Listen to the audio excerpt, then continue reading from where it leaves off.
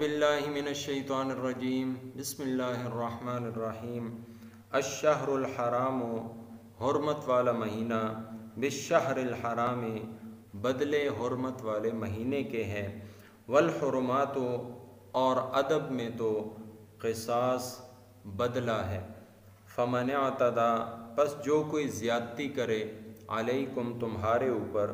فاعتدوا پس تم زیادتی کرو علیہ اس پر بمثل جیسا کہ ما اعتدی اس نے زیادتی کی علیکم تمہارے اوپر واتقوا اللہ اور اللہ تعالیٰ سے ڈرو واعلموا اور خوب جان لو ان اللہ یہ کہ اللہ تعالیٰ مع المتقین پرہیزگاروں کے ساتھ ہے وانفقوا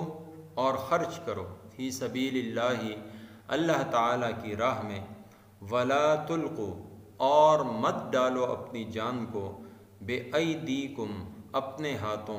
الی التہلکہ ہلاکت میں واحسنوا اور نیکی کرو ان اللہ بے شک اللہ تعالی یحب المحسنین پسند کرتے ہیں نیکی کرنے والوں کو۔ سورہ بقرہ کی آیت نمبر 194 اور 95 آج کے درس میں شامل ہیں۔ جہاد اور قتال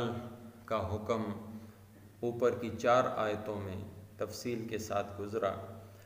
اور اسی کا تتمہ یہ دونوں آیتیں ہیں۔ پہلی آیت میں اللہ رب العزت نے حرمت والے مہینوں کا تذکرہ کیا ہے۔ حرمت والے مہینے 4 ہیں، رجب، ذی القعدہ، ذی الحج اور محرم۔ ان میں سے یہ 3 ترتیب کے ساتھ ہیں، ذی القعدہ، ذی الحج اور محرم، اور رجب یہ کچھ پہلے ہے۔ ہوا یوں کہ مسلمان 6 ہجری میں مکہ مکرمہ کی طرف عمرے کی نیت سے گئے،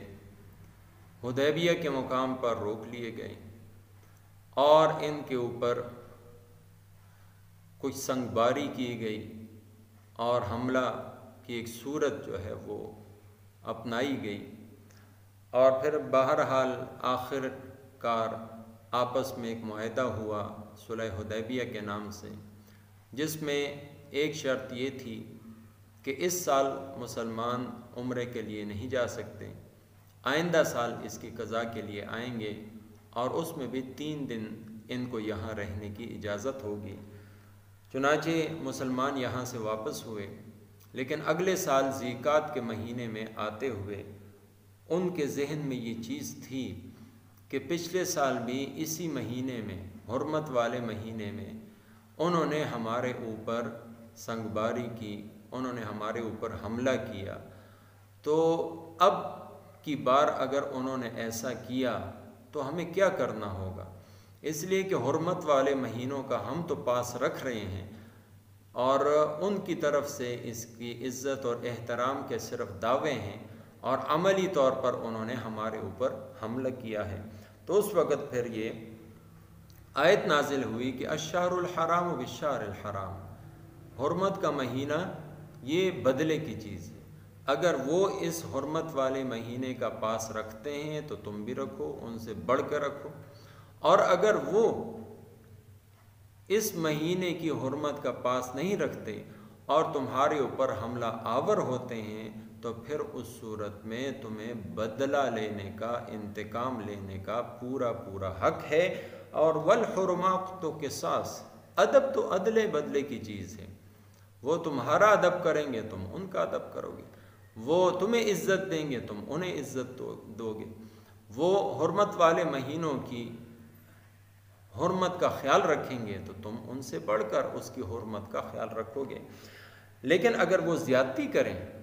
فاعتدوا علیہ، اللہ رب العزت کی طرف سے ان کو اجازت مل گئی کہ تم اب ان سے بدلہ لے سکتے ہو، یعنی انہوں نے جتنی تمہارے اوپر زیادتی کی بمثل ما اعتدی، صرف اتنی ہی۔ یہ جو مشہور ہے کہ اینٹ کا جواب پتھر سے، نہیں، یہ اسلام کا اصول نہیں۔ اسلام کا اصول یہ ہے کہ جتنی تکلیف تمہیں پہنچی ہے اتنی پہنچاؤ۔ وَإِنْ عَاقَبْتُمْ فَعَاقِبُوا بِمِثْلِ مَا عُوقِبْتُمْ بِهِ، اور اس میں بھی فرمایا وَلَا إِن صَبَرْتُمْ، اگر صبر کرو تو وہ تمہارے لیے بہتر ہے۔ تو خلاصہ کلام یہ ہے کہ اگر وہ حرمت والے مہینوں کا پاس رکھتے ہیں، عزت کرتے ہیں، ادب کرتے ہیں، جنگ نہیں چھیڑتے تو تم بھی نہ کرو، اور اگر وہ کرتے ہیں حملہ تو تمہیں جواب دینے کا حق ہے، لیکن اس جواب دینے میں تم نے یہ خیال کرنا ہے کہ تمہاری طرف سے زیادتی نہ ہو، بلکہ جتنا تمہیں تکلیف پہنچی ہے اتنی ان کو پہنچاؤ۔ یعنی دیکھیں کتنا زرعی اصول ہے کہ بدلے اور انتقام کے وقت بھی واتقوا اللہ، اللہ تعالیٰ سے ڈرو، اللہ کا خوف دل میں رکھنا ہے۔ یعنی ہم اگر انتقام لے بھی رہے ہیں کافر سے تو اپنی ذات کی وجہ سے نہیں لے رہے، بلکہ اللہ کی رضا کو حاصل کرنے کے لیے لے کر رہے ہیں۔ اس لیے فرمایا وَاعْلَمُوا أَنَّ اللَّهَ مَعَ الْمُتَّقِينَ، جو بھی تقوی اختیار کرے گا، اللہ کا ڈر اور خوف اپنے دل میں بٹھائے گا، تو یہ جان لو کہ اللہ رب العزت کی معیت وہ ایسے ہی لوگوں کے ساتھ ہے جو تقوی کے علم بردار ہیں۔ اچھا، جانی طور پر جہاد کے لیے انسان نکلا تو ظاہر ہے کہ جان کے ساتھ ساتھ مال کی بھی ضرورت ہوتی ہے، ورنہ یہ کام ادھورا ہوگا یا ہو ہی نہیں پائے گا۔ تو اس لیے فرمایا وَأَنفِقُوا فِي سَبِيلِ اللَّهِ، اللہ کی راہ میں خرچ کرو۔